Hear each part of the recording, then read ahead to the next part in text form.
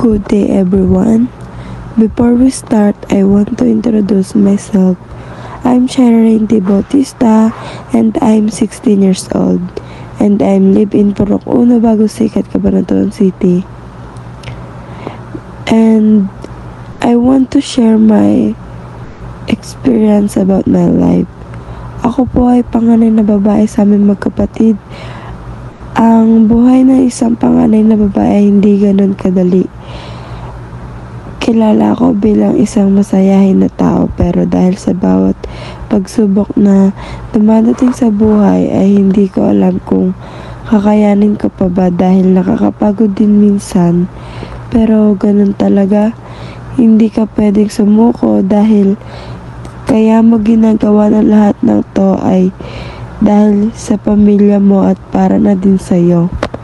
Para sa kinabukasan mo, ay si OA ang drama. So now, I want to share about my hobbies. First at all, I really like driving motor and I like motor. And hilig ko din po ang kumain at manood ng movies and lalo na po makipag-banding with friends, pati na din po sa aking mga cousins. And someday I want to be nurse because I want to helping people in their sick.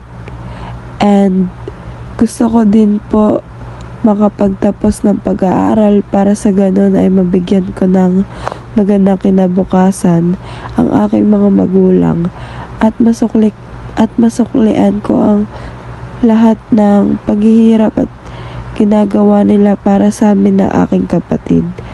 At dito nagtatapos ang aking kwento. Thank you for listening my story, babush!